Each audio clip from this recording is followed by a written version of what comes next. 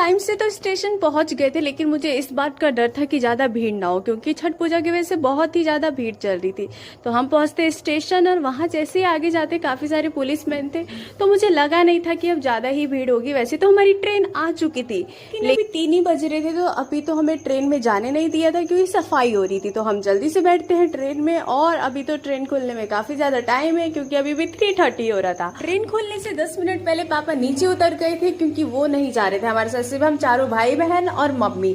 और इसी के साथ करते हैं पापा को बाय बाय, और हम चले जाते हैं अब सोने के लिए, क्योंकि रात के 4 बज रहे थे, सोए भी नहीं थे और पूरी नींद आ रही थी। तो मैं चली गई थी सोने, लेकिन उससे पहले मुझे ना अपना बेडशीट, मतलब जो बेडशीट देते वो ठीक करना था और पिलो को कवर लगाना था। तो मैंने जल्दी से लगाया और मैं चली जाती सोने के लिए। और सुबह होते ही मैं बैठ गई थी विंडो सीट पे, और मुझे ऐसा महसूस हो रहा था कि अभी भी मेरी आंखों में नींद है, तो फिर से चली गई थी सोने के लिए।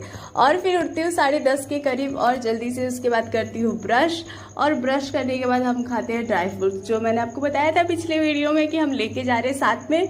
और फिर उसके बाद हमने लिया था साथ में ही पास्ता, जो कि मेरी बहन ने बनाया था रात में ही। और आप लोगों को पता है लिट्टी तो हमारा हमेशा का रहता है, लिट्टी हम रखे ही रहते हैं, वो ख़राब नहीं होता है, और बाकी चीज़ें जल्दी ख़राब हो जाती है। तो और यहाँ पे थी एक प्यारी सी बच्ची, जिसके साथ मैं गपशप कर रही थी, और उसी के साथ ही थोड़ी देर बैठी रही। और फिर उसके बाद आता है प्रयागराज स्टेशन, और अभी तो हमें दीनदयाल उपाध्याय उतरना है, लेकिन उसमें टाइम है, तो मैंने सोचा थोड़ी देर और रेस्ट कर लेती हूँ, क्योंकि इसके बाद तो बहुत ही ज़्यादा चलना है, मतलब चलना नहीं है, थोड़ी मेहनत लगेगी।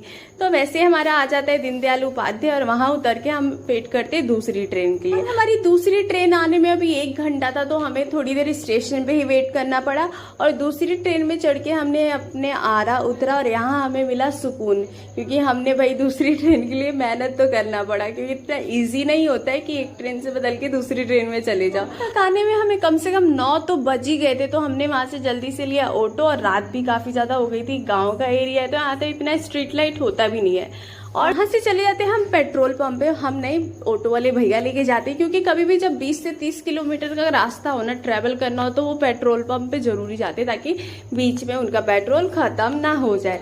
और उसके बाद मैंने वहाँ पे किया थोड़ा शूट वीडियो, क्योंकि मैं थोड़ी हैप्पी भी थी कि फाइनली हम पहुँच गए। मुझे तो इतना डर लग रहा था कैसे पहुँचेंगे, लेकिन जैसे हम गए ना, यहाँ पे था एक बियर फैक्ट्री, और वहाँ से जाते हुए इतना तगड़ा रास्ता था, इतना अंधेरा कि पूछो मत भाई। और ये देखो, जहाँ पे हम कल छठ पूजा करने के लिए आएंगे, ये वही घाट है जहाँ बलिगांव में मेरे मामा घर में बना हुआ है। और फिर हम पहुँचते हैं अपने गांव, मतलब मेरे मामा के घर, वहाँ पे छठ होने वाला है, और उसके बाद पहुँच जाते हैं हम घर। भाई अब थोड़ा अच्छा लगा है यहाँ आके।